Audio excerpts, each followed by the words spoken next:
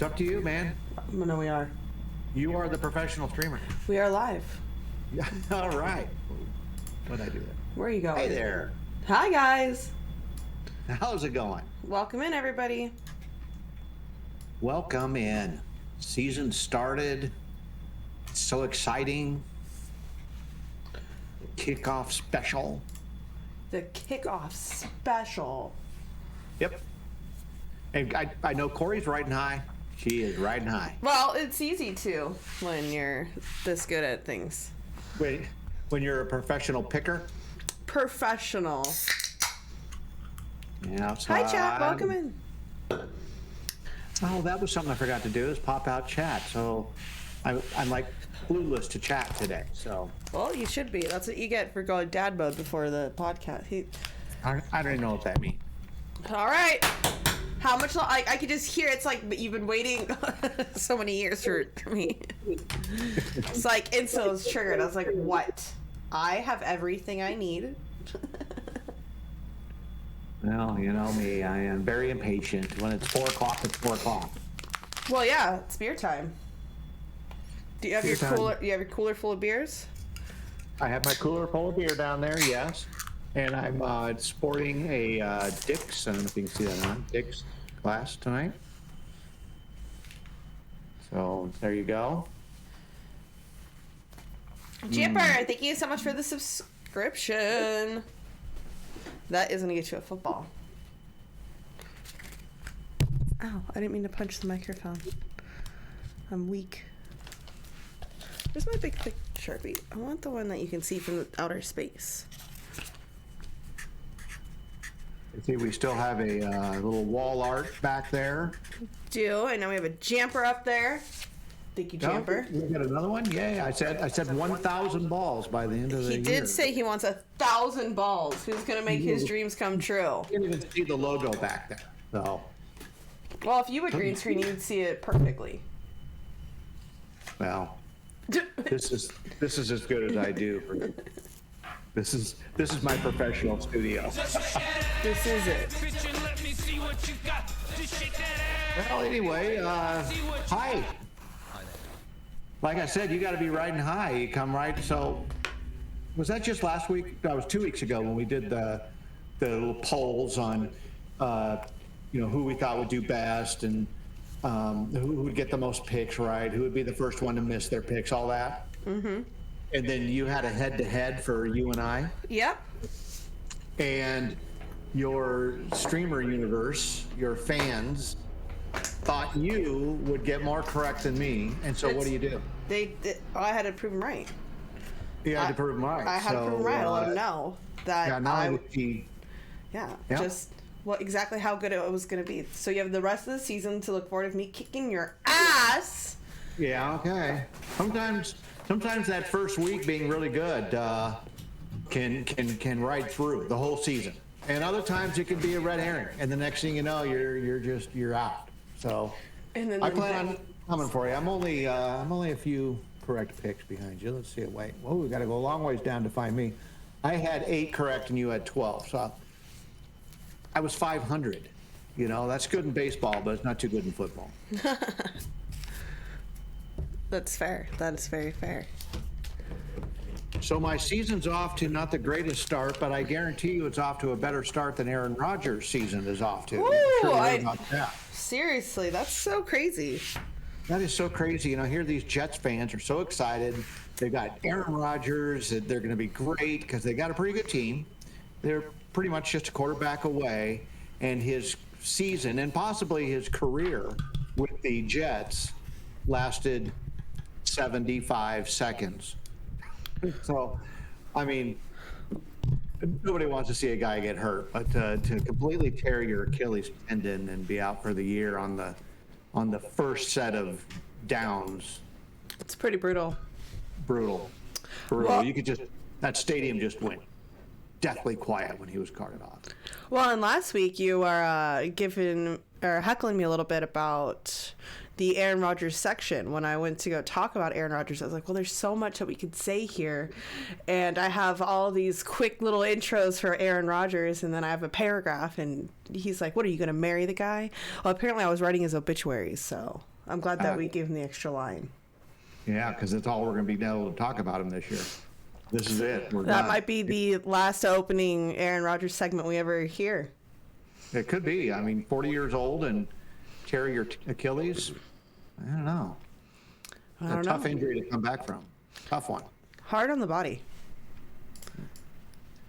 So last week you did all the research, you did all the work on the quarterback roundup, which was spectacular. I mean, we knew where these guys, were born, what hospital, everything. But we have 3 rookie quarterbacks that had made their first starts this past week. So do you want me to tell you how they did? Because it's not going to take long because they didn't do very well. Well, I don't know. I mean, it feels kind of harsh if you ask me. All right, so tell me about Bryce Young. How'd Bryce Young do this week? Well, he not very good. He had a bad interception. One of the stats that they keep track of is your yards per pass, right? That includes incomplete passes and complete passes. And you want that around 7 or better, 7 yards per pass. And he was less than 4. So the passes he did complete were short, and he didn't complete a lot of them. So rough start, rookie. I'm sure we hope that it's not what his season's going to look like. Well, this is his first starting game, I believe. So First one. Let's give the man a break. He was in college last year. Yeah, he couldn't afford ramen last year. Yeah. All right. The other one was C.J. Stroud, right? Yeah. From the Texans. Trivia. We were kind of laughing about that. We were kind of laughing about that last week. I don't know why. During the quiz section last week, you were I don't know. It seemed like I wasn't going to get the C.J. Stroud one. So I didn't. I'm impressed. Well, with a name like C.J., that's pretty cool. Nobody calls me, AR. Or AJ. Yeah. So anyway, he was a little better. His first game is against the Ravens, and the Ravens have always had, great defenses. So that's a tough draw to get as your first game of your NFL career. He was a little better. I don't have the stats, but I do know that he did better. Now, how I know that, I don't know, because I don't have the stats in front of me. I mean, I think it just came to me. I think I just assumed he did better. And then the last one, do you remember Indianapolis, who that was? Jordan Love? No, that was Packers. Packers, that's who he's filling in for. That's right. He's not Anthony Richardson? Right. The one that one I did miss up last week. So he had the best of the 3. And the funny thing about that is I said last week that he would struggle the most, and he wound up doing the best last week. So, see, here we go. This is how, I guess, little I know, because I thought he would struggle the most, and he had the best week. So, you admit it, you were wrong. I admit that my clairvoyance was off. So, good for him. And then as far as teams that looked great last week, God, we're over at a friend's house watching the Niners game. And absolute blowout. I mean, there was no game to watch. I mean, as soon as the ball was hiked to the other team, they were all over them. There was just no place to go. They covered they looked like they were ready for the Super Bowl. So I thought, well, how? We're going to talk, I don't know if it'll be this week, but soon we're going to talk about what is the salary cap, which means you can't just go out and hire all the best players because they're all going to get paid, and you can only spend so much, and we'll talk about what that is. But yeah, this isn't baseball. God, how do the Niners? In baseball you can hire anybody you want if you have the money. So I was going, well, the Niners must be close to their cap because they obviously have gone out and hired all these great players. No, it's like everybody's playing for them for free or something. I don't know. There's $42 million left on their cap, and I was going, how did they do that? So, wow, nice GM work. So that was great. And then, here we are, Monday Night Football. It's going to be the last game. We're all kind of excited for the kickoff weekend. We're going to have a good game, NFC East battle between Dallas and the Giants. And what do we get? A 40-0 blowout. Absolutely wild game. I mean, there was just nothing to watch. It was just, all right, go Niners. It started bad, the middle was bad, and it finished bad for them. Daniel Jones, who I had said last week, contract year, time to shine. Whew, man. Well, thank God that game's out of the way for him. Yeah, no kidding. I don't know if Dallas is that good or the Giants were just that bad. You were talking about the Niners game, and then you switched over to the Giants game. Yeah, I was done with the Niners. Oh, sorry. Okay. I'm just done. Just done. All right, next game. That one is over, and we're not going back. We're not going back because I'm watching all these teams be spectacular, and then I had to watch the Bronco game. And it was a hard game to watch. So not only was it hard to watch, but I guess the one shining spot is that you have your $250 mystery dono there. Yes, I do. So last week, that dono, the mystery dono, would have been that if the Broncos lost, I was going to have to wear a Raiders jersey today. So, whew, thank goodness. Man, could you imagine having to go cash in that Broncos jersey for a Raiders one just to wear it right now? You know how painful it would have been to go to, Walmart or whatever and buy a Raiders jersey and stand in line and you'd have to go to an ATM, you have to pull cash out so there was no transactional history of this purchase, just for plausible deniability later in life in case someone ever asks if you bought it, So you'd have to make sure there's no receipts.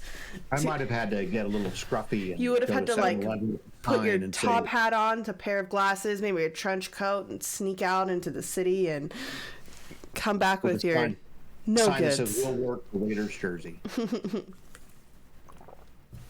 All right, so I can't take any more of that. So, good job to the Raiders, and I was making fun of Jimmy Garoppolo, and he played great. So of course, let's go to the pool.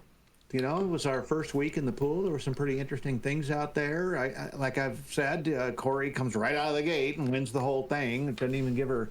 In case you guys haven't gotten checked up on it, we do have a clear winner for week 1. That was me, yours truly. Well, you won, but I wouldn't say it was clear. Well, it wasn't clear because I came through on a tiebreaker. Because you won on a tiebreaker. So I am going to show that here real quick. We'll take a look at that. There's a few things to talk about here. Everything's jumping around on my screen here. So let's see. At least notifications. Go live. All right. Here we go. Can we see that okay? Let's take a look. Hey, we can look at that. see it, but not. Can you zoom out a little bit? I can. Let's see. I think so. Control minus. Oh yeah, on the keyboard. I did do a control minus and it wasn't working, but a control scroll did. Oh, that's like on the play. Misenunciation. I guess so. Oh, and I just threw a flag and nobody can see it. So that should be another flag. Just the flags on flags. So I noticed a lot of our teams here have clever little pictures, and Strikeadonia's just got a boring, profile standard pic here. I don't know. Maybe you should update that. I might. Who knows? You might. So for those that are in the pool, and I hope we're all here tonight, the green spaces mean that you made that one correct, and it shows your rank values on those. And then the red ones are your misses. And I was going to call out a couple of things here. The first one is I always do a thing called the pick of the week. So that's when you are the only one who picks the game correctly. Everybody else went wrong. Now, I really hate to start with Magical, who, by the way, came in second based on a tiebreaker, was the only one to take the Raiders. So rather than praising her for picking the Raiders correctly, I am going to thank everybody else for having faith in my Broncos. So, but all right, good pick. And then there was another one here. Jacob was the only one who took Baltimore. That's not exactly what the Baltimore logo looks like, but we can go back to team logos later if you need help. It's similar sounding. Might have to go with another penalty. was the only one to take the Bucks to beat Minnesota. Boy, Kirk Cousins, come on. So that was good. I didn't see any. I got a couple of things I like to call out. Another one I call is what were you thinking? That's when you're the only one to pick a game wrong. I didn't see any of those out there. And then there was clean sweeps and complete whiffs. There weren't any of those, and where everybody got it right or everybody got it wrong. I didn't see any of those either. So that was good. Means we're all out there making it happen. So we can go back here and look at the week and see everybody did. I'm not going to poke too much fun at the bottom here, but I am wondering how Zion was only able to get 5 points. But that's okay. Yeah, Zion, if you were around, where was your head at? Wow. Where? And then the 12 points each here and winning on a tiebreaker. So that was pretty good. So obviously for the season, that's the same place we were before. We had a couple of people that didn't play last week because they just came in this week. So that's fine. Yeah, so if you are one of those people, if you haven't started and you want to, it's completely free. It takes about 5 minutes of your week. It's not too difficult. All you have to do is sign up using the information found on the website and create your own team and come join us. What's that website again? WednesdayNightLights.com. Correct. So right there is everything you need to create a team. And it's easy, it's fun, and you'll have more fun on the stream. And then you can come take the crown from me. Yeah, please, somebody. Last year I had to deal with my sister just killing us in the other pool, and now I got my daughter killing me in this one, so you would think. But anyway, at the top of the picks page here, I was down here. So if you look at the week, that gives you kind of your current standings, and then the season, of course, of the season. This picks tab right here, that one is where you can see everybody else's picks once the game starts. So if you want to see how you're doing against your rival, you can do that. And then as the week is going along, it'll tell you who's your week 1 winner and where you ranked. I'm 7 out of 10. Boy, nice. Out of 13. I mean, right in the middle of the pack.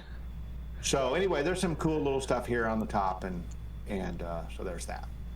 Okay, I will unshare. I'm going to stop streaming, right? Yeah. There we go. Back. Look at that. So that was fun. I didn't see any other really key injuries this past week that were going to have a massive impact on the outcomes of games. Other than, of course, Aaron Rodgers, that is just going to really mess up the Jets season. It's going to be hard to know what games they're showing up for and what games they're not.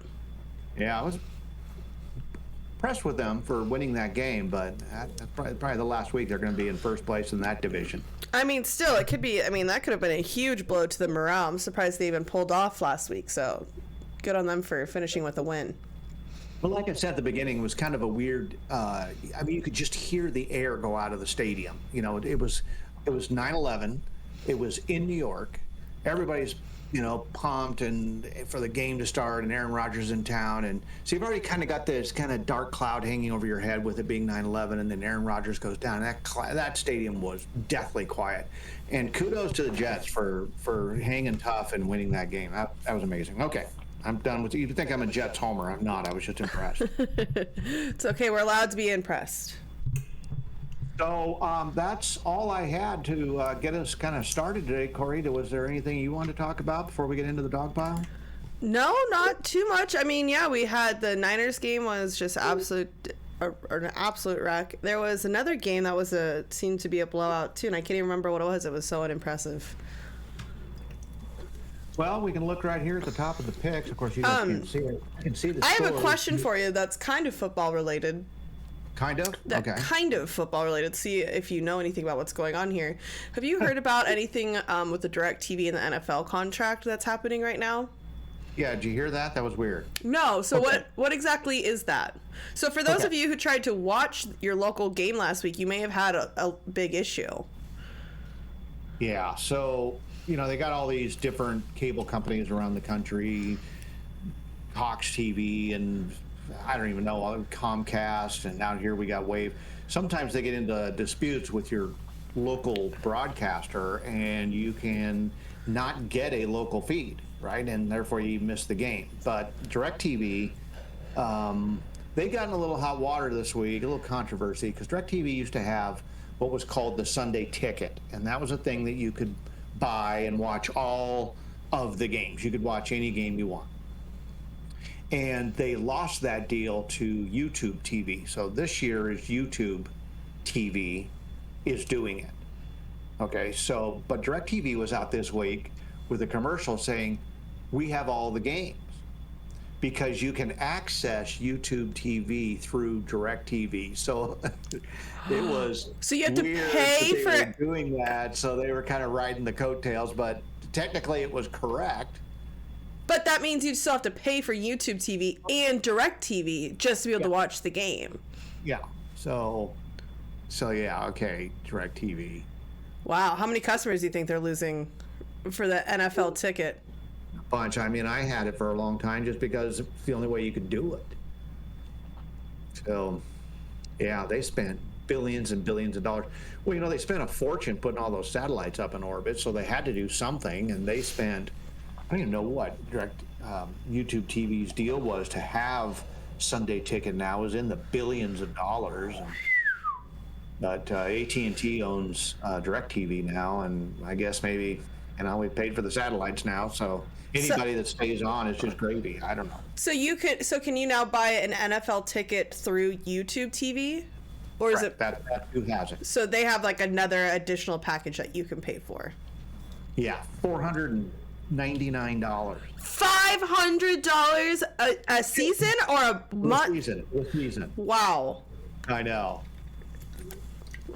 Man. Well, and this was something where I was thinking about. I was like, I feel like the businesses are the ones that take the hardest hits on things like that. Yeah, well, I don't know what it is with YouTube TV, but with DirecTV, like a bar or something could get a commercial license for Sunday Ticket, so you can go to the bar and you can see all the games on all the TVs, and that was like thousands of dollars. For a commercial. I don't know what YouTube TV is charging for that.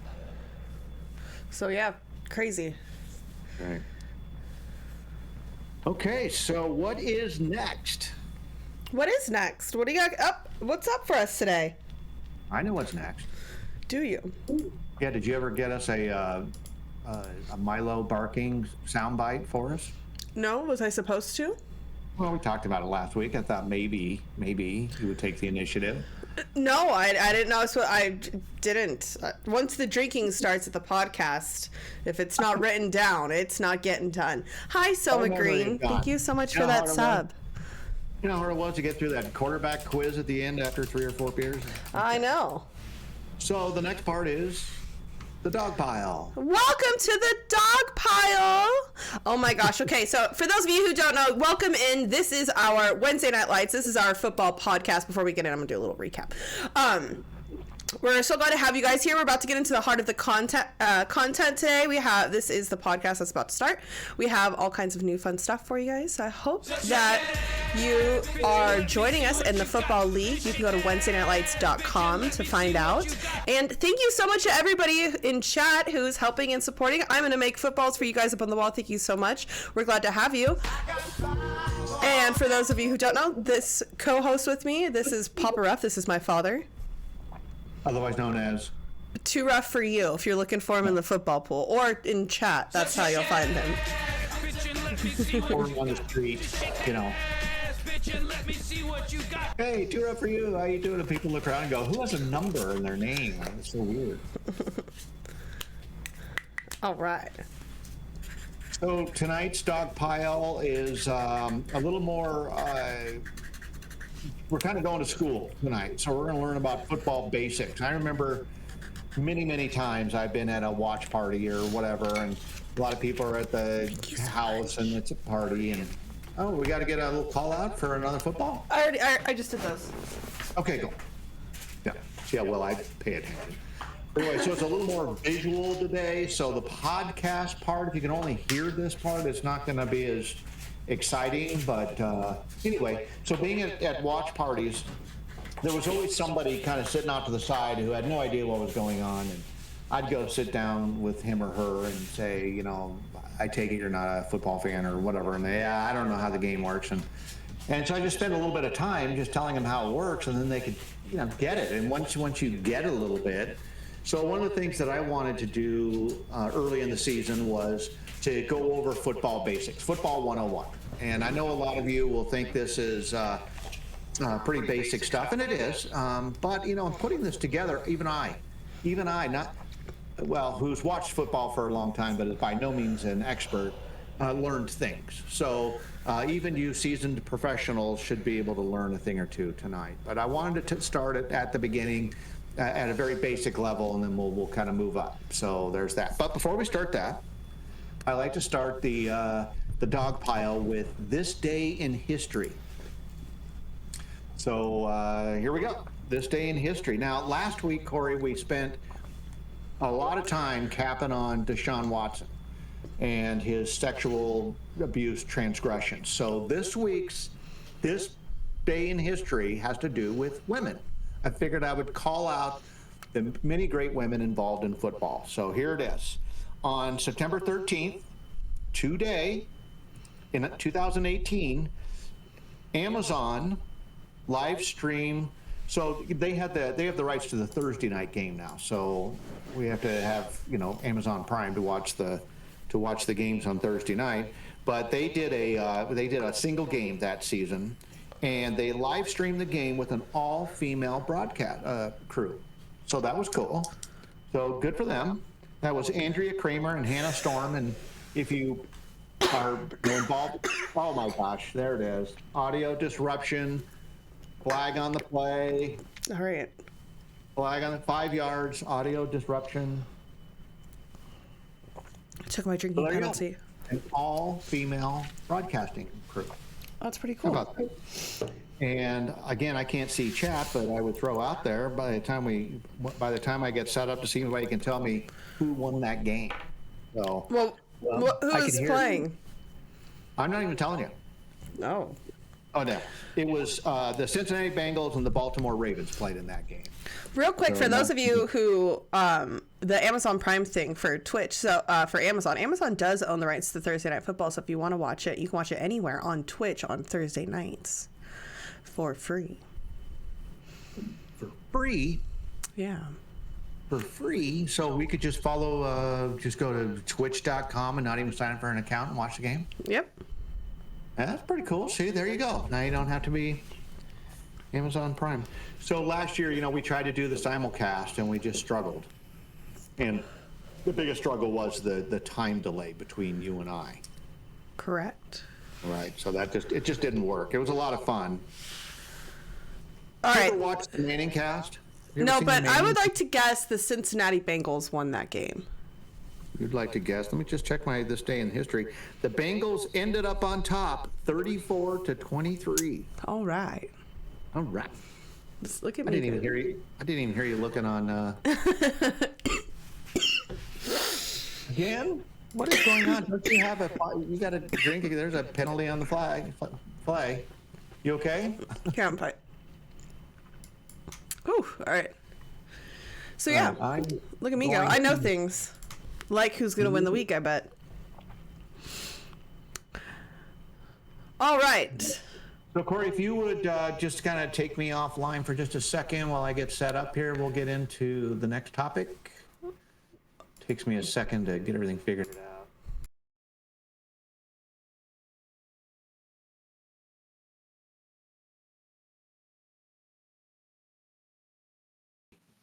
Just me. Okay, I'm back. Okay. We're back live. All right, so I should be able to now share my screen. How do I do that? I guess he wants to just leave me for a while so that he can talk out loud to us. I'm still here. Talk about audio. But I'm kind of fumbling. You know how I am with this. It's all new to me. Share your screen. And go to screens. And go to that screen. And go live. Oh,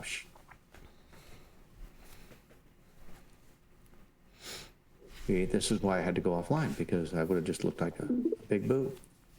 Okay. All right. So now I need to make this smaller because the new PowerPoint uses both of your screens. All right, can you see the Wednesday Night Lights logo? Yes, kind of. Hang on. Can we see that? We're good to go? Yep. Okay. And I need to turn on my little laser pointer here. Laser pointer right here. And ooh, look at that. Laser pointer. Oh, the cat's going crazy. So here we go. Here we go. Laser pointer is keeping it from advancing the slide. Okay. So the first thing we're going to talk about is basic game flow. Okay. So there's 3 types of groups of guys out there at any given time. There's the offense. And that's the group that has the ball and they're moving down the field and the quarterback's throwing and the running back's running. And then you have the defense. That's the guys on the other team that are trying to keep them from going anywhere. And then you have a group of guys called special teams. Now, it's very rare in the NFL that anybody plays on both offense and defense. There's been a couple of exceptions, but for the most part, it never happens. But some of the guys that play on either offense or defense may play on special teams. And special teams is when you're punting, kicking a field goal, kicking off to start the game. What other situations? I think we'll probably come across some as I go through this. So to get the game going, you have a coin toss. And all the guys, the captains meet out in the middle, and the referee throws a coin in the air, and they call heads or tails, and then they get to choose whether they want to kick off. Because if they kick off, then the other team, then they get the ball in the second half. So whoever starts at the beginning of the game gets to start at the end of halftime.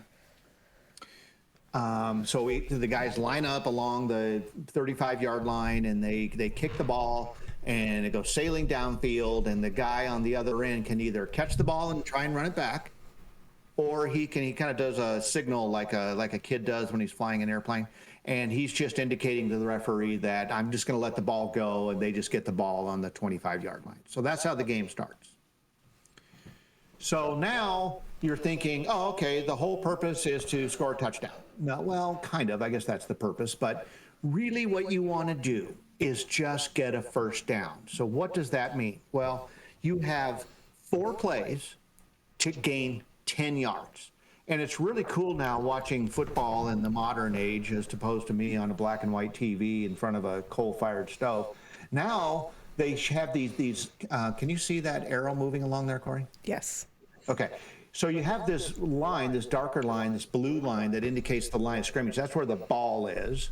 And then they have this really handy dandy, this is not a real line, it's a very cool video effect on the field that shows where the first down is. That's where they need to get in 4 plays, okay? But typically they'll save that 4th play. If they don't get it, they'll punt on that 4th play. We'll talk about that in a second. So they 3 times they got to get 10 yards, and if they do, they get a new first down. So if they can get a couple of runs and a couple of passes, and then the guy falls over that yellow line, then it's 1st and 10 again. So if you get 5 yards on first down, it's now 2nd and 5. Why is it 2nd and 5? Because it's the 2nd down, and they only have 5 yards to go to get the first down. And if they get 3 more yards or 2 more yards on that next play, it'll be 3rd and 3. Now, that's a big deal, because on 3rd down, if you don't get a first down, you're probably going to use your 4th down to punt the ball down the field. And I'll explain why that is true. But boy, when your team has the ball and it's 3rd down, it's like, don't even talk to me, because this is a big play. If they don't get a first down on this play, they're probably going to have to give the ball up or try a field goal or something. But if they do get past this yellow line, then they will get a first down and they get 4 more plays. So that's really cool. So in this case, and there's some other cool video effects they'll put on TV now that are really neat, like this thing here where it says 3rd and 8, and it shows how much time is left on the play clock, but it tells you what the down and distance is. That's what 3rd and 8 means. It's 3rd down and 8 yards to go, so down and distance. And so that's a really cool graphic they put on the field now, and shows you exactly what they need. So looks like we're going to be in a passing play here and try and get 8 yards. If they don't get it, if they're close to the other team's goal line, they will possibly just try to kick a field goal. A field goal is they'll have a kicking team that'll come out. Like there's a holder, he holds the ball, and the kicker runs up and kicks it. And if he kicks it between the uprights, those two, I actually think I have a picture of that coming up. Between those, what they call the uprights, which are on each end zone, if the ball goes through that, then they get 3 points. They can also try, if they're way on, well, actually, I'm going to try another thing first. If they're way on their own end of the field and it's 4th down, they're probably going to punt, because if they don't get the first down on that play, the other team gets the ball right there. But if you punt, you can kick the ball down the field like 40 or 50 yards and push the other team back. So a lot of times you save that 4th down to either kick a field goal or punt, or take a chance and go for it, but that's scary. So you can do that.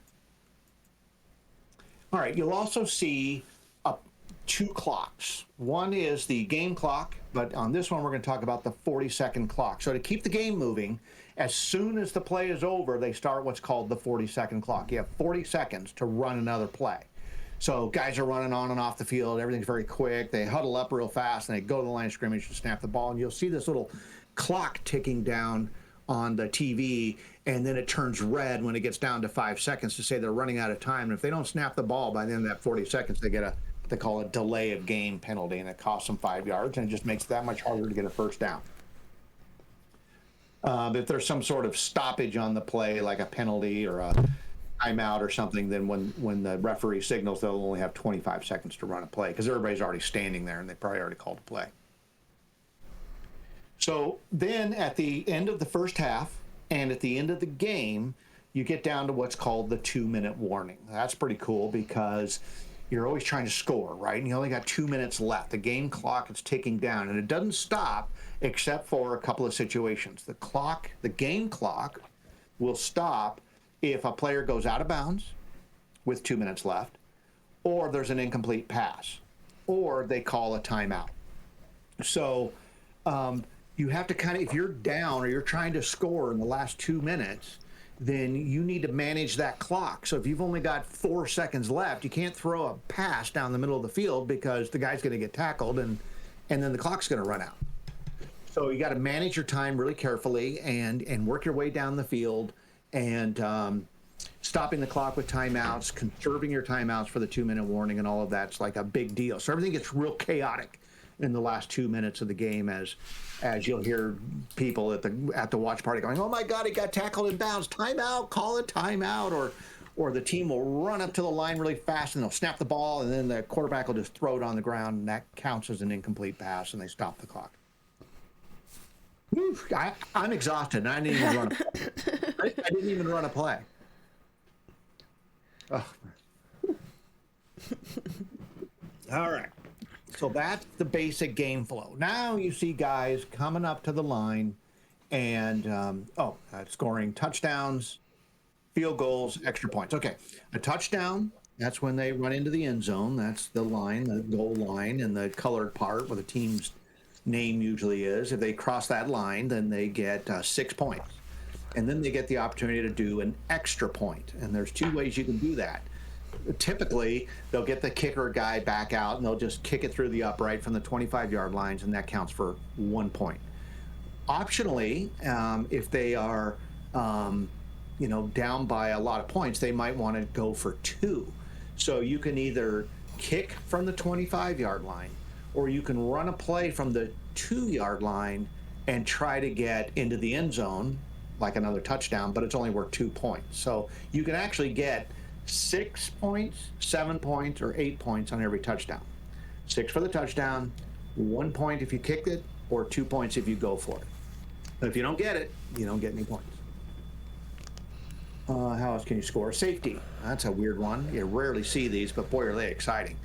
That's where the defense tackles the offense in their own end zone, on their own end, not the touchdown end, but the other end. If you tackle them back there, then you get 2 points. And Corey, you were laughing about that last week when we were talking about the 33 pool.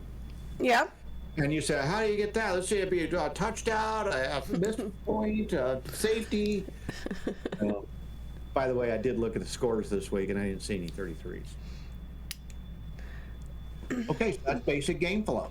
Now let's take a look at some of the positions. So the first one is each side has 11 players. When the offense has the ball, they have to have at least 7 of those players on the line of scrimmage. The line of scrimmage is where the ball is. It's that blue line I showed you a second ago. And I got some pictures to show you, so you'll see what I mean. You can have more than 7, but you have to have at least 7. And then next is, for those players that are lined up on the line of scrimmage, the guys on the outer edge, they are eligible to receive a pass. So you'll see what I mean by that when we get to the pictures. So the guys on the outside are eligible to receive a pass. And then players that are a yard or more off the line of scrimmage, in other words, they're in the backfield, they're back behind the line of scrimmage, all of those guys are eligible to receive a pass. So that really makes a kind of an important difference when we get to the formations that I'll show you in a second. So it was funny, Corey, we were talking about this a couple of weeks ago for this topic, and I was telling you the difference between an eligible and an ineligible receiver, and I thought you had a pretty funny comment on that as far as how you can tell who's eligible and who's not. Oh, I wish I remembered. I wasn't prepared for this. If they're big and fat, okay, they're not eligible. Yeah, If well, they're small and wrangly, they're eligible, which I thought was hilarious. And you know what? 99% of the time is true. The only exception would probably be a tight end, and we'll talk about what a tight end is. But tall, fast guys, eligible. Big, heavy guys, probably not eligible. So that was good, Corey. I like that. So, I want to back up one step, because you can also have what guys look like they're receivers because they're tall and wrangly, or they're lined up like they're a receiver, but they're covered, which means there's somebody on the outside of them on the line of scrimmage, and they're on the line of scrimmage. If they're covered, they're not eligible. And I'll show you what I mean by that in just a second. So the big heavy guys, the 5 guys along the what we call the offensive line, which I'll show you in a second here, there's a difference in the way they can block depending on whether the play is a pass or a run. Okay, so if it's a run, those big heavy guys can go down the field and block anybody they want. If it's a pass, they can't go past the line of scrimmage until the pass is thrown. So they have to kind of stay back, and you'll see what they call the pocket and all of that, and they can't go downfield and block. So that's the difference between the blocking schemes for the offensive line, whether it's a passing play or a running play. And a lot of times you can tell what the play is going to be before they even do it because of the way they're blocking. Now, if those big heavy guys go downfield and they throw a pass, then they're going to get a penalty for what's called illegal man downfield, and it happens. Okay, so let's take a look at some of these basic offensive formations. So the first thing I said was, and forget all these letters out here, I used a defensive picture, but I thought it was a really good offensive formation, and it was the Broncos, so I went ahead and used it. But anyway, so we have this guy's, here's the ball right here on about the 30, and we're going to take a look at 1, 2, 3, 4, 5, 6, 7 guys are on the line of scrimmage, so that's legal formation. This guy is on the end of the formation, and he's on the line of scrimmage, so he's eligible. This guy is a receiver, but he's not on the line of scrimmage, so he's in the backfield, so he's eligible. This guy is a tight end. He's an eligible receiver because this guy up here is not covering him. If he was standing up here on the 30, then that guy would not be eligible to receive a pass because he'd be covered in the sense that he's not the last one on the line. So in this case, since he's off the line, this guy is not covered, and therefore he's eligible to receive a pass. That's a fairly basic offensive formation. You got the quarterback back here. Since he's not right up behind the center, that's called a shotgun formation. I don't know where that came from, but okay. And then this guy's a running back, so he may hand it off to him and run, or he may fake hand off to him, and that's called a play action pass, or this guy may just come up and block somewhere up here. So if the quarterback's going to throw, these big heavy guys on what's called the offensive line cannot go downfield and block. If it's a run play, if he gets it to him, they can go down and block. So that's one offensive formation.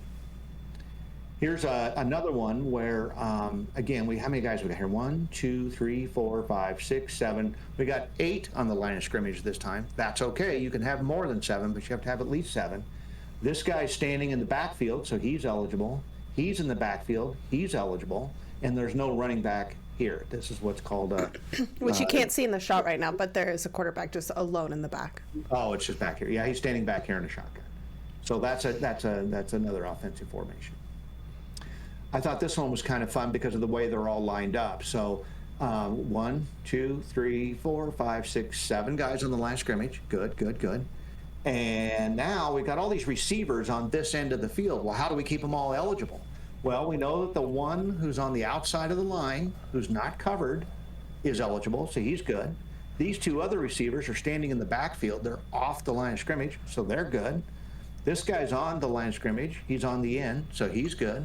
And then the running back is eligible because he's in the backfield. And actually, quarterbacks are eligible to receive a pass too. It just doesn't happen very often.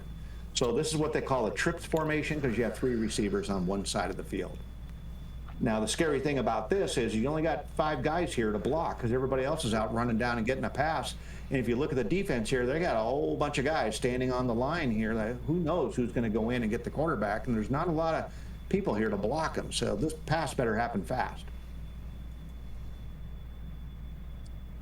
This one's a little bit more basic. This is a real tight run formation. So we've got just 2 receivers on the outside. He's on the line of scrimmage, so that none of these guys are eligible to receive a pass. This is called an I formation. They got a fullback and a running back here. And this is a pretty clear running formation. You got everybody's in tight. Everybody's in the block, and you got a big old fullback dude here. I mean, this guy probably weighs 280 pounds. And he's just going to go in here and he's just going to blow somebody up and off they run. So that's just another form of an offensive formation. But again, we have 1, 2, 3, 4, 5, 6, 7, 8 guys on the line of scrimmage. So we're good there. Okay, so let's take a look at the defense. And the defense doesn't have nearly as many rules as far as how many. They don't have to have anybody on the line of scrimmage if they don't want to. Of course, they're going to, but they don't have as many rules. This is a college picture, but the rules are basically the same. So this is what they call a 4-3 defense. So 4-3 means you have 4 guys on the defensive line and 3 linebackers. Some teams run what's called a 3-4, which just means they have 3 defensive linemen and 4 linebackers. Now, what does that matter? Well, it matters because they can line up anywhere, and it'd be hard to see watching TV whether they're running a 4-3 or a 3-4, and it doesn't really matter. But it does make a difference in the personnel you keep on your team. Remember, I was telling you that you can only have 53 guys on your roster, so if you're running a 3-4, you're going to have fewer defensive linemen and more linebackers on your team. And the reverse is true. If you're a 4-3 defense, you're going to have more linemen and fewer linebackers. So this is the defensive line. These are your linebackers. This guy standing back here, can you see that on the screen? Yep. This guy way back here, he's what they call a free safety, so he can cover anything he wants to out here.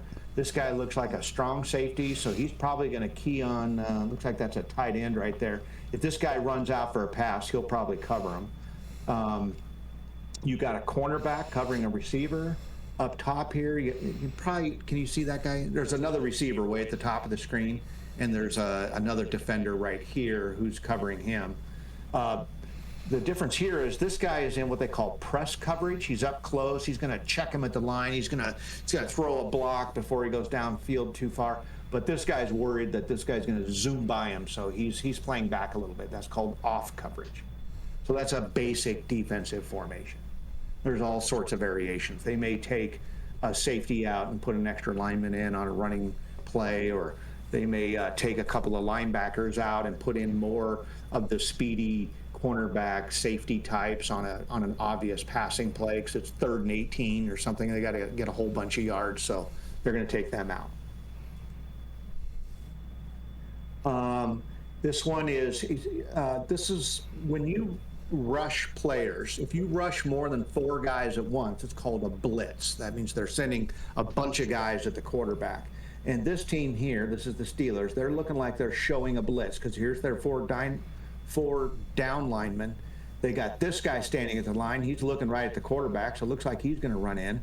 And this guy's already in motion, and he's going to come in, and he's probably going to rush too. So a lot of pressure on these guys out here that if any of these receivers go out to receive a pass, they better be all over them because they're not going to have any help. So it looks like these guys are just going to come blasting in. Heck, these two might even come in too, and that's called an all-out blitz. Where everybody, the whole house, they sent the house. You'll hear that sometimes.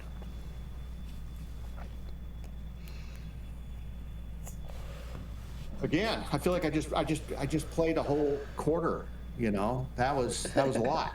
So I'm going to move on now to some other stuff. I didn't know if like I said, I can't see chat. I don't know if there's any questions out there. Nope, you're doing just fine. Okay. See, it's just I should have put on my Hold on graduation. 1 second. I'm not sure why, but Discord's being a little funky today. What's funky? Oh, just the program. It's being weird with you. Well, like I said, I was having trouble with PowerPoint to begin with this morning, or when we were trying to get this going. Would you mind leaving Discord and coming back real quick? Me? Yeah. Okay. So I'm just leaving? I'm just getting kicked out? Just being kicked out. Okay, goodbye.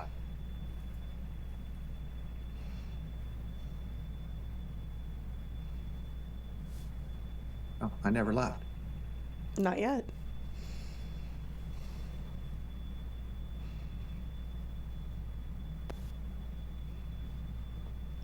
Welcome back. Am I there? You are. Go ahead and turn your camera back on.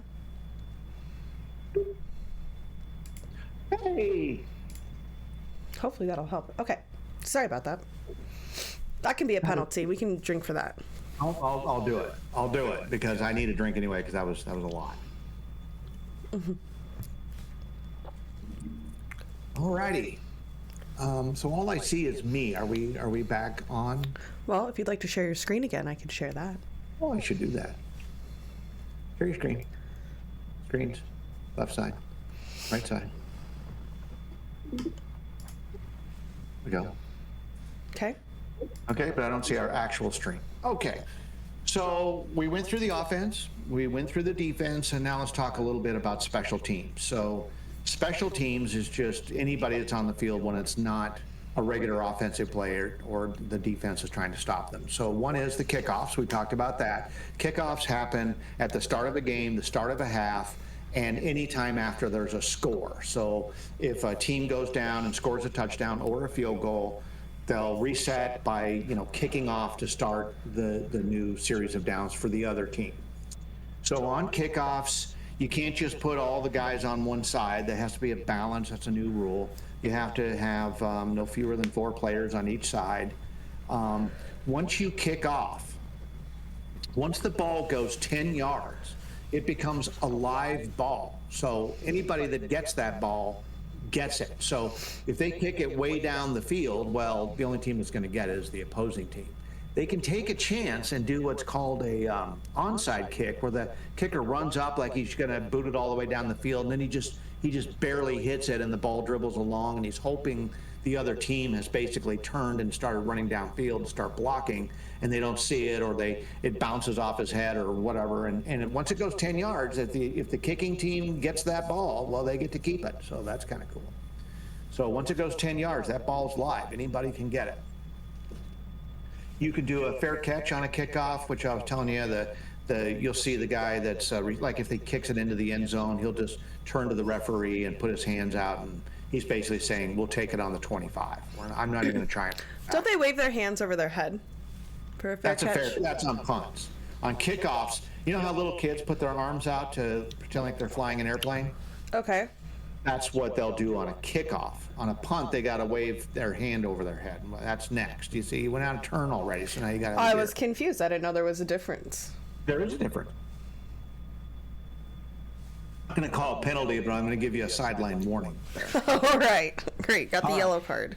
That's a yellow card on wrong sport. Okay. So that's a kickoff.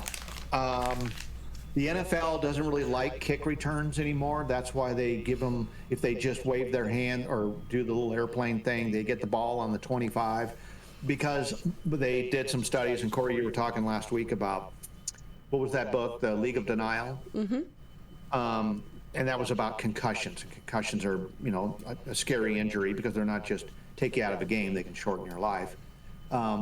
They found that most concussions happen on kickoff returns because the guy's running up the field at full speed. You got guys coming down the field at full speed, starting 40 yards apart from each other.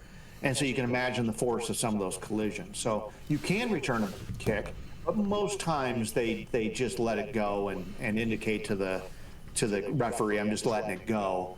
And then it's no longer live. The referee will blow it dead and they'll just get the ball on the 25. So that works. That far fewer kickoff returns happen now, and that's probably a good thing because the guys don't get hurt.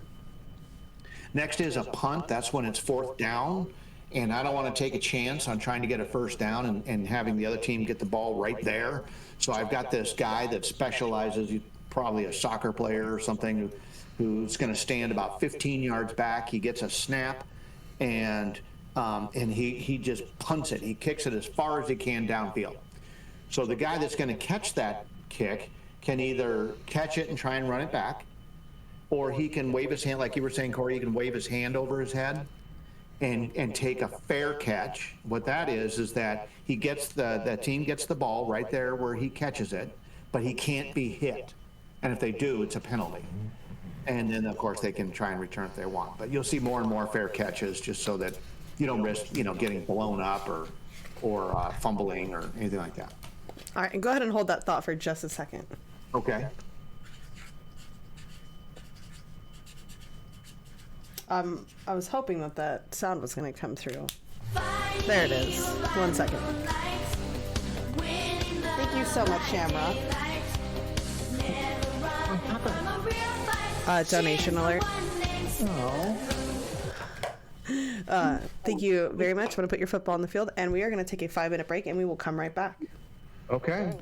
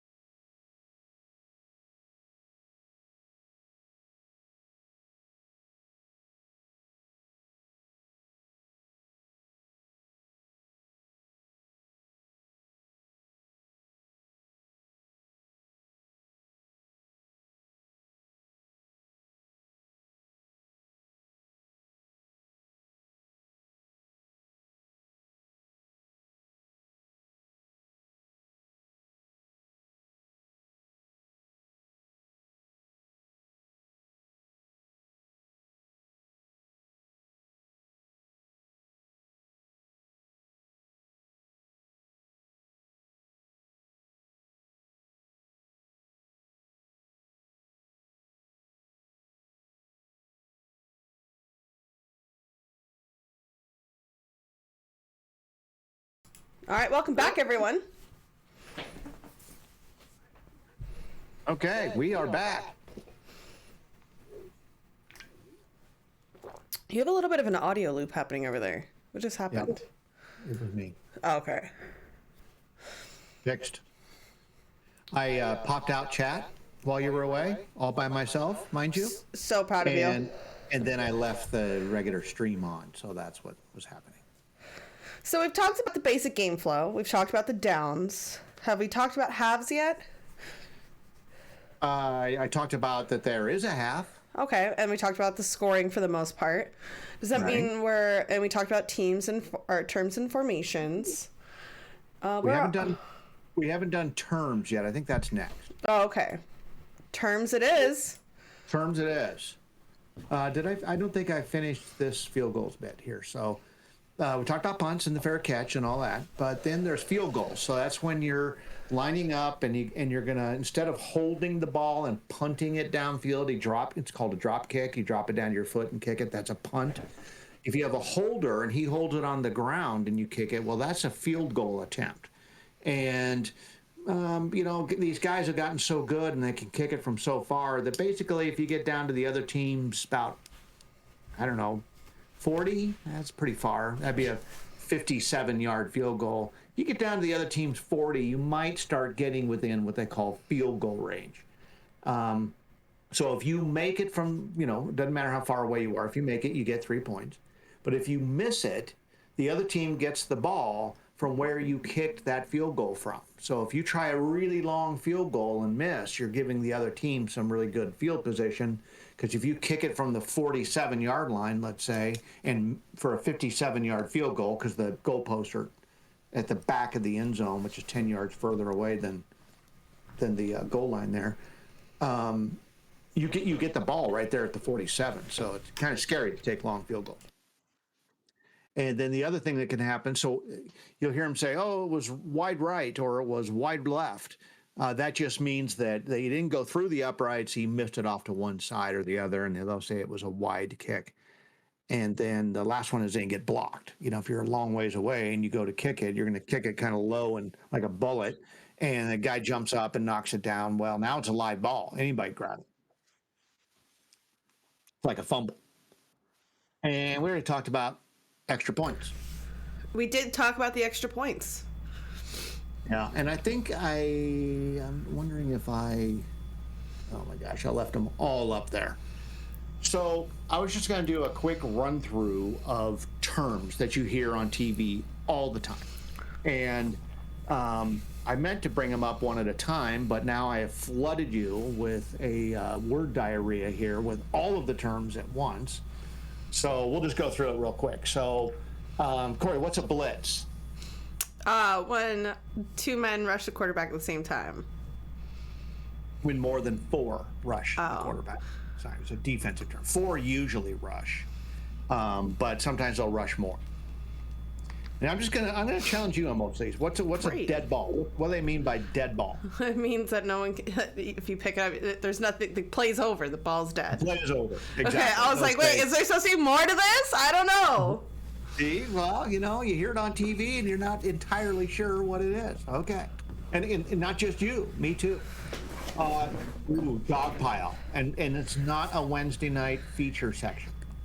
It's when a bunch of guys jump on the ball, typically after a fumble. Right, typically after a fumble. Next is down and down by contact, which results in a dead ball.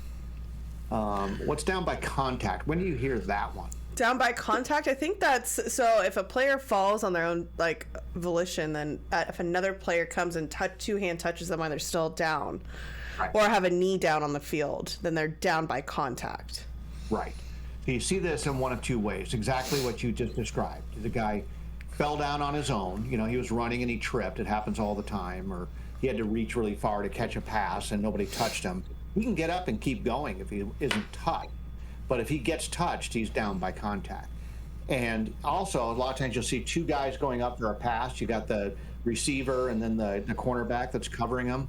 And they battle over the ball and then fall on the ground. Well, if they touched each other while they were going up, he's also down by contact. And then a drive. What's a drive? Well, a drive starts with the first play, and a drive is every play until the ball changes possession. Right. So they get a whole bunch of first downs. They had a long drive. If they never get a first down and have to punt, they call that a 3 and out. So a drive is just the series of plays until you got to give the other team the ball. Right. Correct. What's forward progress? Forward progress is where if somebody, let's say, is running the ball forward, whatever the most forward spot is. One moment. Right. So guys running before going down, and then a bunch of guys come up and they push him back 5 yards. Whatever his most furthest spot forward is where he gets to claim the ball for the line of scrimmage. Correct. So you get your forward progress. And that matters a lot in, like that yellow line marker and stuff. What was his forward progress? And you're down wherever the ball is. You'll see guys reaching over a line as they're getting tackled. When you go down and you're down, it results in a dead ball. Wherever the ball was is where you're down. Okay, a fumble. Everybody knows what a fumble is. Everybody knows. A fumble is, like if we look at last week's game, it's where Russell Wilson runs the ball and then before going down decides to just let it go. And then it's a live ball in the field. Someone else can pick it up and take it. Right, so you're running along, you get hit, you drop the ball before you're down. That's a fumble. And anybody that gets it, that team gets the ball right there. And a handoff? Handoff, just when you hand the ball off. Right, the quarterback gets the snap, turns to the running back, hands it off. And a huddle? Okay, it's when the whole team comes together and talks about their play. Right, say they're in the huddle. And sometimes you'll hear the referee go, 12 men in the huddle. Well, you can only have the guys that are in the play in the huddle. And sometimes they break the huddle and one of the guys runs off the field. You can't do that. Ineligible receiver, we already talked about. What's an interception? That sounds weird. It almost sounds like something you do to... it's where the ball's thrown and the opposite team gets it. Yeah, the other team catches it. Oh, not good. Line of scrimmage? Line of scrimmage is where the ball's snapped. Right, where the ball is at the beginning of the play. And then what's the difference between a line of scrimmage and a line to gain? What's a line to gain? I don't know. I assume that's going to be where the first down is. That's correct. And it's funny, the only reason I put that in there is because they never used to talk about the line to gain. They'd just say 8 yards to go, or they'd say he's short of the line to gain. All of a sudden the referees had to sound really smart, so they started using this term, short of the line to gain. So you're hearing this on the TV more, so I put it in there. Okay, we got a neutral zone, a red zone, and an end zone. All these zones, there's zones all over the field. So the neutral zone, what's that? I'm not positive, okay, actually, but I know where the end zone is. Does that count? What happens in the end zone? That's where the touchdown. That's where the scoring happens. That's right. What's the red zone? Do you know what red that zone is, I believe, 30 yards out from where the end zone starts, and it's typically where most teams score. You're pretty close. It's the 20-yard line. So inside the 20 is called the red zone. It's also a channel on, that's really fun to watch on when you're watching games. And the neutral zone is when you have, before the play starts, you got the offense and the defense lined up, almost helmet to helmet.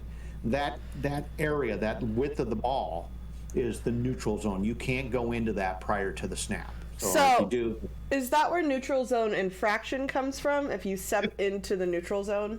Yep, exactly. Neutral zone infraction, defense. That's because his head or he jumped too soon. Well, so I was curious what that was. So I saw this call this week was neutral zone infraction, and then so I was reading up on it because I was really curious because I hadn't really. I'm sure I've heard it before, but I had never paid attention to it. And I was curious what the difference was because they say one of the things is if you move too soon, is that prior to snap? Then is that once you're set and before the ball is snapped? Because if you moved, wouldn't that just be a false start or an offsides? Yes, with some exceptions. Okay, so you're right. If an offensive guy, particularly the down linemen, the 5 guys along the line of scrimmage there, if they move before the snap, that's a false start. So sometimes, though, a defensive guy will come into the neutral zone, and then the offensive guy kind of reacts to that, right? He rolls back, or so you would think, oh, wait, that's a false start. No, because the defensive guy came into the neutral zone and made him flinch. So that's the neutral zone infraction, is when basically they're saying, no, it's not a false start. It's a neutral zone infraction. You made the offense false start. So So it's your you fault. can't like rush into your starting spot and make someone flinch. Not in the neutral zone, but you'll see guys on defense running up to the line of scrimmage and getting down, or standing right on the line, guy, getting ready to run in there. That's okay. They just can't go into the neutral zone. And if they do, and the offensive line reacts to that, then they're going to get a neutral zone infraction. If they just run over the line and the offensive line just stays in their formation, they don't flinch, then that'll be an offside call. That's the difference between a neutral zone infraction and an offside. Okay. So if the offensive line reacts to that motion in the neutral zone, that'll be a neutral zone infraction. So you told me what a huddle is. So what the hell is a no huddle? I mean, what the hell? What's no huddle? I'm assuming that's when someone just yells the play. Right. They're not going to huddle up. They're trying to save time. They're trying to get down the They're field. screaming Omaha 6 from the other side.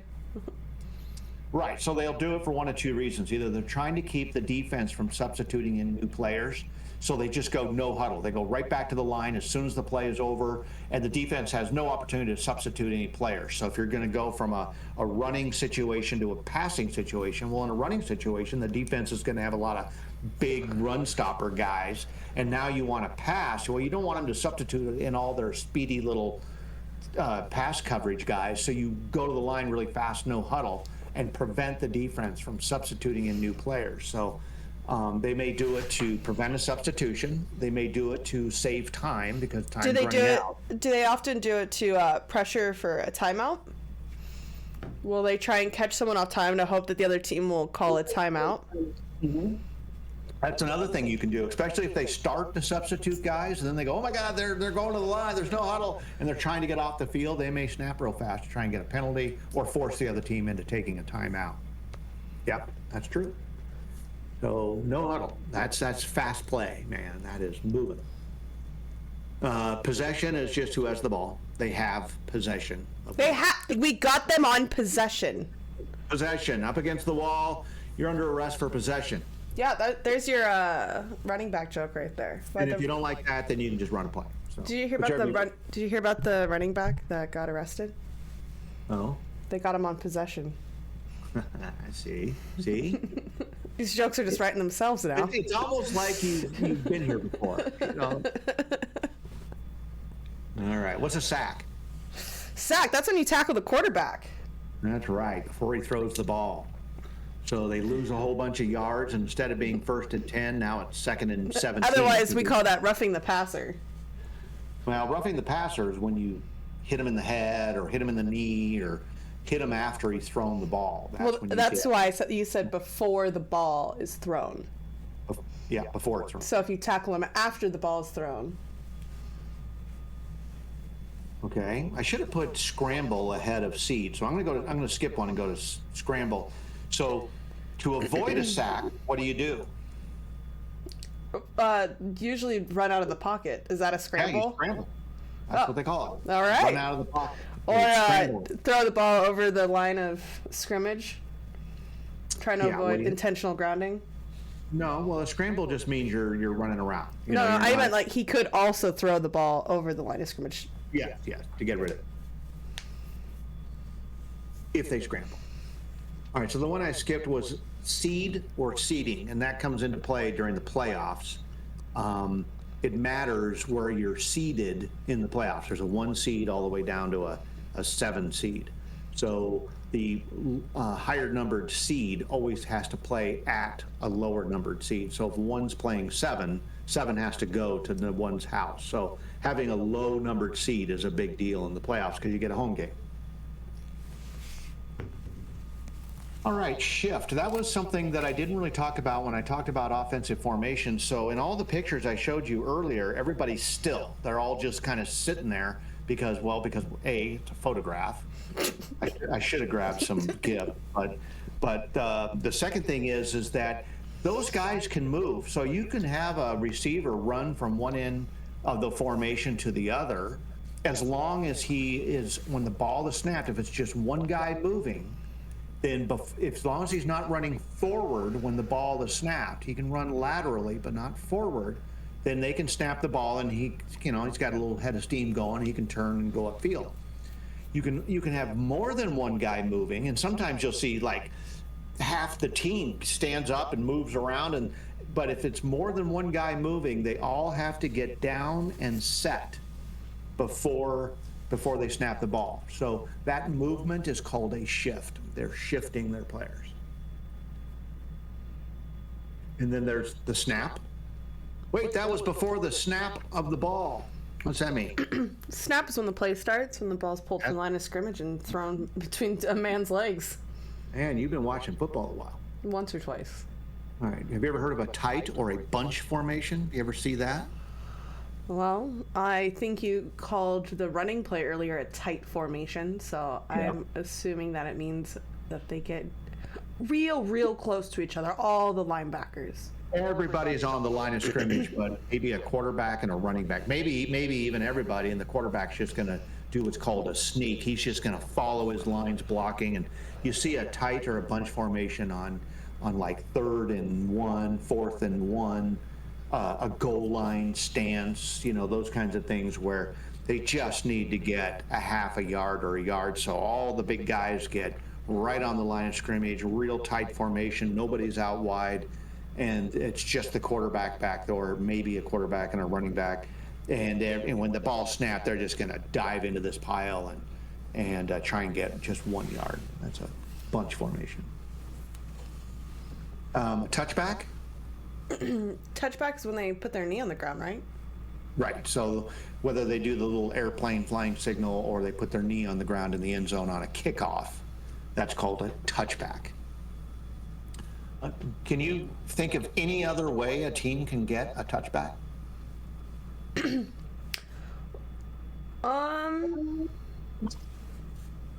Any other situation where a touchback can happen? Well, the only thing I can think of is typically at the end of the game to run out the play clock, they'll knee the ball. But if that's not on kickoff, so it's got to be a special teams thing. Well, it can happen really on any play, but if you have the ball, you have possession, and you fumble through the end zone. So before you cross the goal line and scored a touchdown, you fumble, and it goes into the end zone and out of bounds. It's a touchback for the other team. They get the ball at the 20. Wow. So that's just devastating. Here you are on the 1 yard line, and you go diving over the top of the pile, and the ball gets knocked out and it goes out of bounds inside the end zone.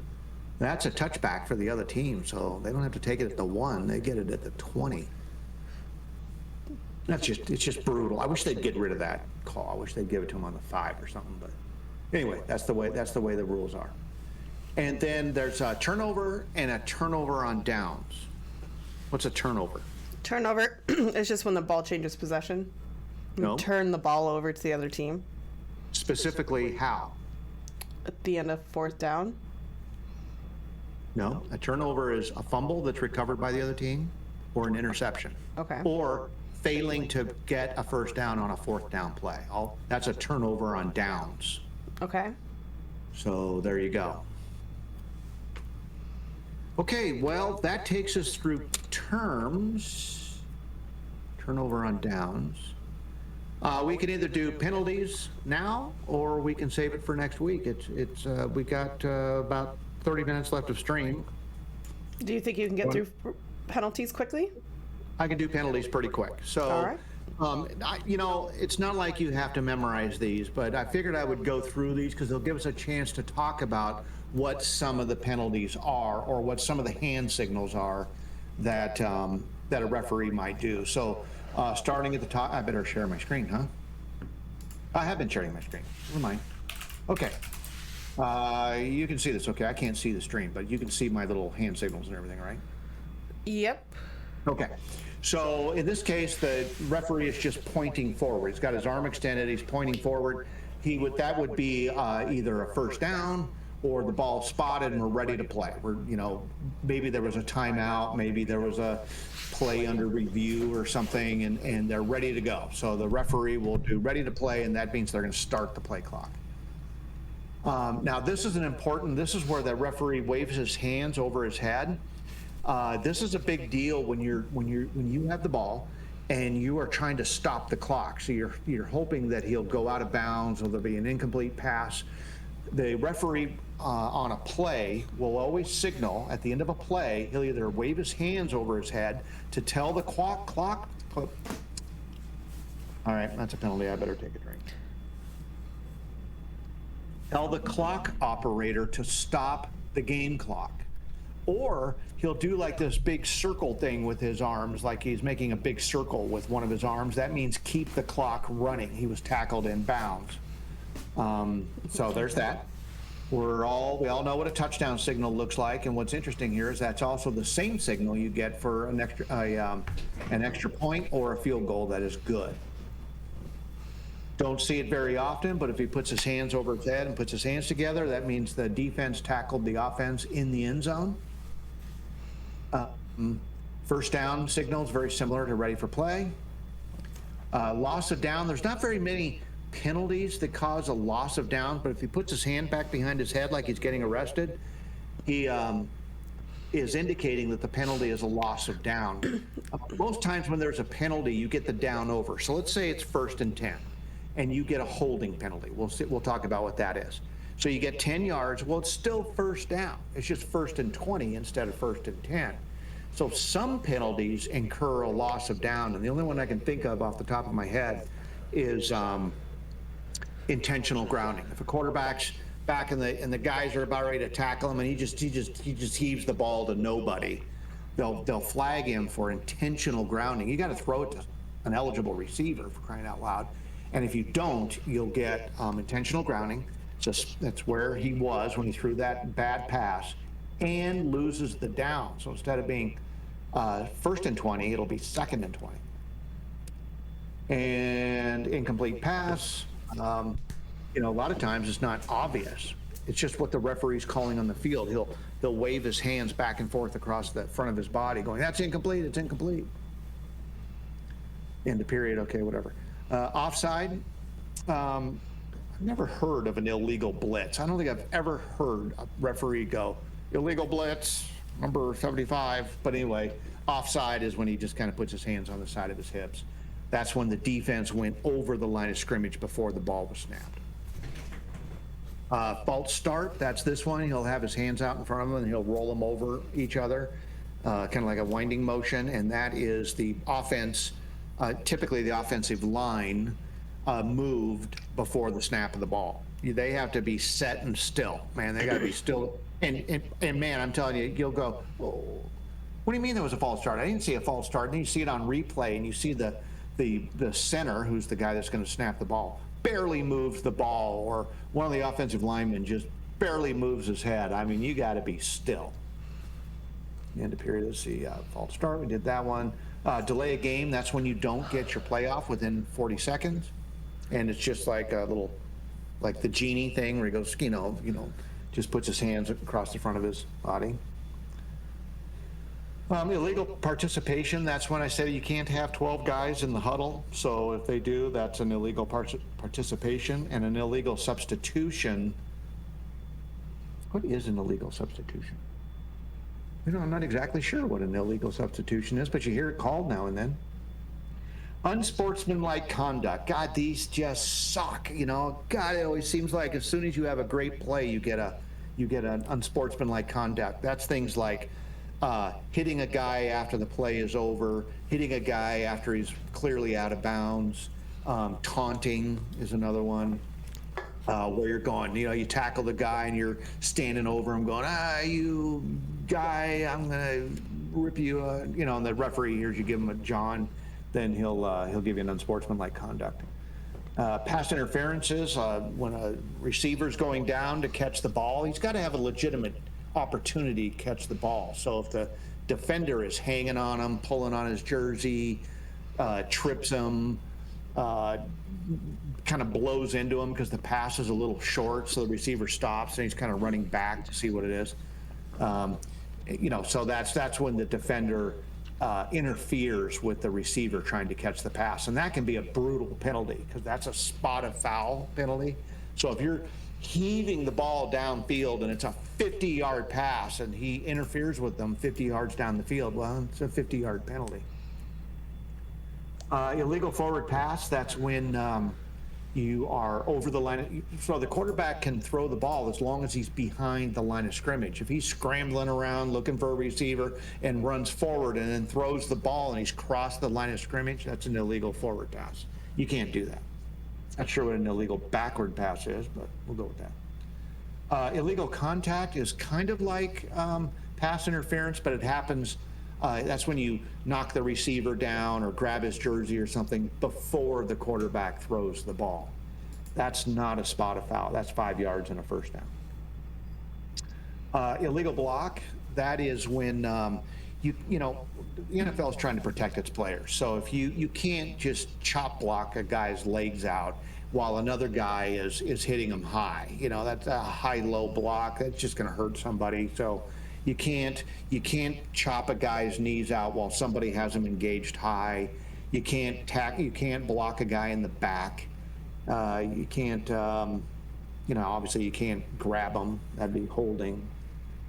Disqualification, boy, you really got to screw up to get disqualified. But if you're particularly egregious in an unsportsmanlike conduct penalty, you can get tossed out of the game. He'll just throw his thumb over the top of his shoulder and say, "You're out of here."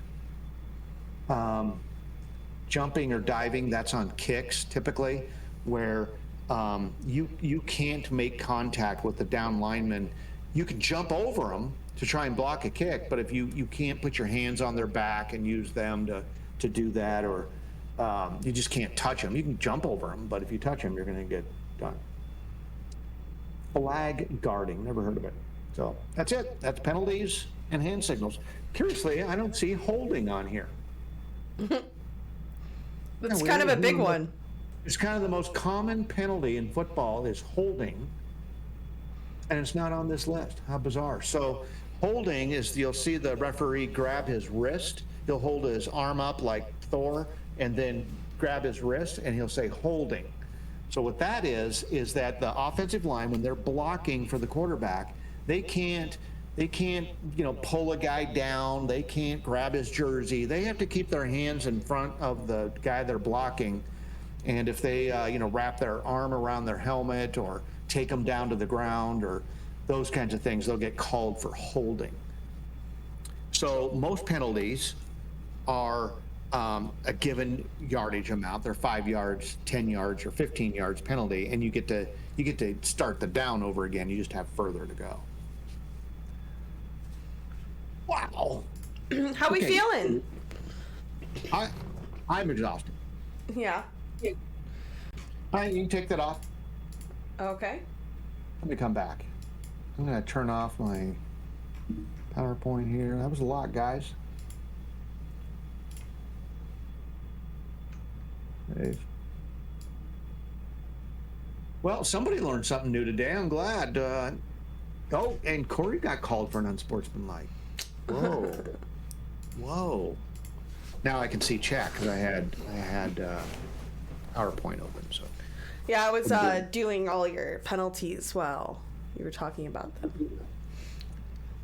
You were doing penalties. So I think that came up for the unsportsmanlike.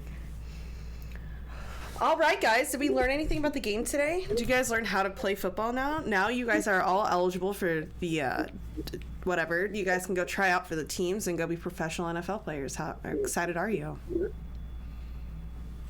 Well, not only that, but at your next watch party, you can go, the tight end's not eligible because he's covered. He's covered. I see it. And then you see a flag and you see the referee go,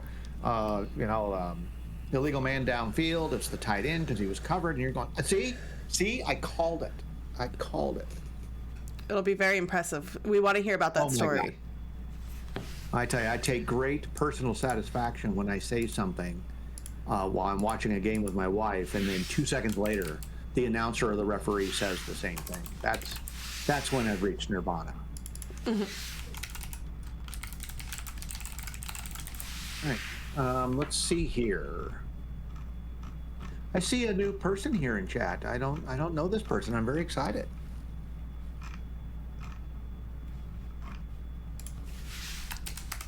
All right. Well, Corey, I have something for. Well, that's the end of the dog pile for today, unless there's a question. I think that's it. I don't think we have any questions. Okay. So we can move on from the dog pile. And I didn't clear this with you because I don't have any content for the closing segment. So if you have something in mind, you get to go. But if not, I have a favor to ask of chat. All right. What do you got for him? Well, unfortunately, next week, I'm not going to be live because I have a work engagement. And this work engagement will make it possible for me to do something I don't normally get to do because of the state that I live in. I don't get to make sports bets, but I will be going somewhere where I can. So I was going to ask chat, I would like to get to my destination and make a 5-play parlay. And we discussed what a parlay bet is, but it'll be legal because I'll be in a legal state. And I was just wondering if anybody... No. Can't do it? No. All right. No. Don't chat. Don't do it. What? I can't ask that? I'm not asking them to bet. Just asking what they're... Nope. All right. Never mind. Don't want to get anybody in trouble. I don't want to get... It's too close. Sorry. All right. But if you could ask a question like this, if you were to pick any 5 games to win this week, who are you the most confident on? Okay. So one of my problems is I won't be able to do it until for the afternoon games, the Sunday night game and the Monday game. So if you have any thoughts on who you think will win on, say, Monday night, Sunday night, what do you think will be a high-scoring game, low-scoring game? Well, I think the Broncos are going to win this week. You are? You're feeling confident? I'm feeling good about it. I saw the line opened at 3.5. Broncos were favored. But we were also a 3.5-point favorite to beat the Raiders, and we know how that worked out. Oh, it was brutal. So I don't know. What's going to happen there. We should be able to beat the Commanders, for crying out loud. You like to think so, but hey, look at the bright side. You made it through another podcast without a terrible penalty. I did. No one got to the 250 mark, so they won't know what your penalty for next week was until they come back. Yeah, so we're not saying what it is, but I did let on what it would have been last week. So maybe it's not a giant mystery, but so Corey and I agree before the stream starts what that mystery donut will be. So it's not always the same thing. But we'll tell you next week if, you'll either know because I have to do it or not. So. Yeah, it's going to be on possession and illegal holding. That's the plan. Correct. Well, I almost had an unsportsmanlike penalty for asking Chad about parlay. My God, that was so far outside the bounds. And I just went through all the penalties. You would think I would know. You would think so. God, I'm just not a professional yet, like you. Not yet, but we'll get there. That's okay. All right, you guys. Well, thank you. It's a punishment, and it is painful. Well, painful for me. One of these days, I got to make it painful for Corey.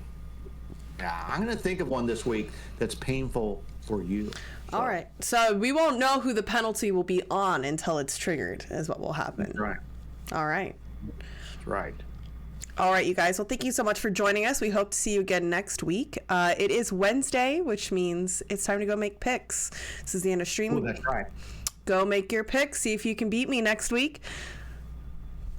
Hey, Corey, can you throw the either the Wednesday Night Lights link or the pool link in? Looks like a few new people in chat might want to. Yeah, it's completely free. Come join us. Make a profile. If you go to our website, which is linked there in chat, you can go to the website and it'll walk you through everything that needs to be done. everything you need. It's all right there for you. So if you're not in the pool, get in the pool. It's your Get time. in the pool. Go do it. It's free. It's fun. And this week, I'm not going to tell you guys what my prize was because I was the winner and I don't have to share Somebody's anything. got to knock her off. Somebody has got to bring her down. Yeah, I'm So riding a high check- horse right now. So check the lines. Do what it takes. We cannot have, Corey winning every week.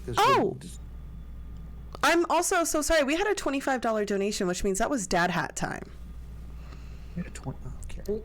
I'll do a dad hat. So now we're going to have to stay on for a little bit longer. I Make it work. know. I'm so sorry. I can't believe we missed the dad hat part of this segment. Told you. I can't keep track of all this.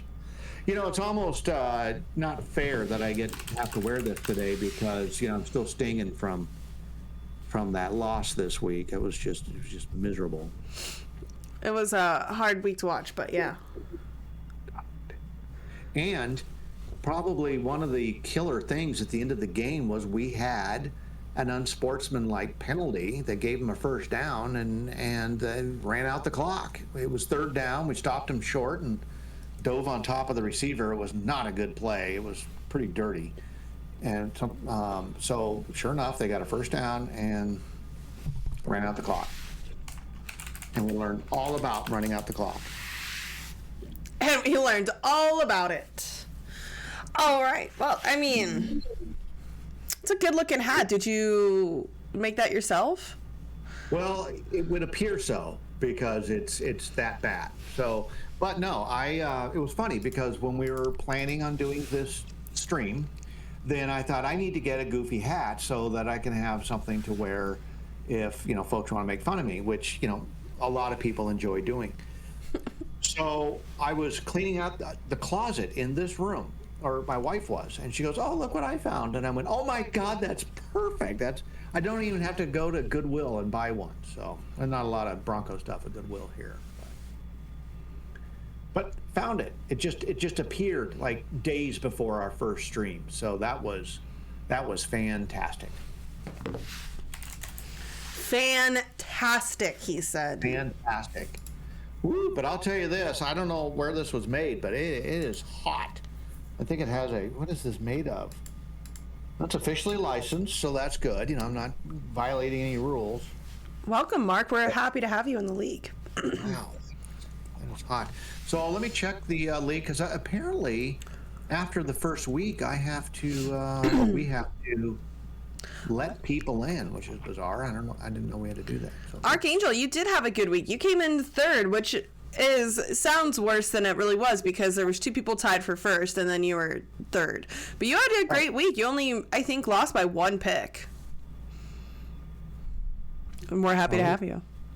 We're going to find that out real darn soon. Darn it, I hid the...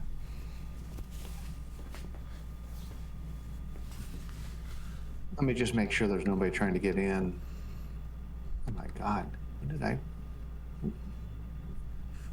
I don't see where I have to... Oh, I have one person in. Here we go. One person waiting. Mark. Mark Mason Uweve. Yeah. Oh, very good. That's almost as tough as Tonga Viola. Tonga Viola. And that was brutal. Tua Tonga Viola. Tula. Okay, he's in. Now he can go in and make picks, and we're just so happy to have him there. Too Rough is looking like a rock star, isn't he? I am looking like a rock star. This is, and I didn't even wear a Bronco shirt today because if you don't win, you don't get a jersey, Broncos. I know. Someone asked me, they told me that I was a fake fan this week because I was too embarrassed to wear my jersey out. It's like, well, there's a big difference between being comfortable watching, 10 hours of football and wearing a fitted jersey. Yeah. It's not fair. Guys always get to wear jeans and a tee everywhere they go. It's like, okay, I'm not going to do that. Yeah, you were talking about Archangel's finish. So 2 games out of first. That's not bad. 10 and 6. 8-8 for me. So I don't know. I don't even know how I did in my other pool. I don't think I did very good. 17th, I think, but there's a lot of people in that pool. We need more people in this pool, so come join us. It's free and fun. I also got into a Survivor pool this week. Oh, you're just really slutting around in your pools, aren't you? Did nothing. I know. Well, the nice thing is I get an email that says you need to make your pick, and here's your choices. I make my pick, so it's simple. I don't think there's any. I think this is for praise. All right. Well, I just had so much fun. I hope that wasn't boring for you guys. I hope you enjoyed that and learned a little bit. I know I did putting it together, and I've been watching it for a long time. I always wondered what did they mean when they said the tight end was covered? Because you hear that penalty now and then, and that was the one I was really looking forward to finding out. So I did, and I learned something. So there we go. How exciting. Next week, what are we talking about next week? Next week, we're going to talk a little bit about the salary cap, because I mentioned that this time. Why does that matter? And something else. There'll be all sorts of fun things, but I know that the salary cap is in the dog pile next week. You're going to find out.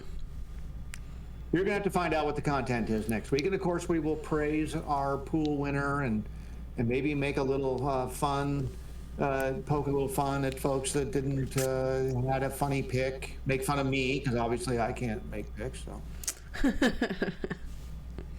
All right. Well, make sure that you make all the picks for the week, and the games start tomorrow, and we'll see you guys next week. The flow of the stream will be a little bit different, but we will still see you guys from 4 to 6.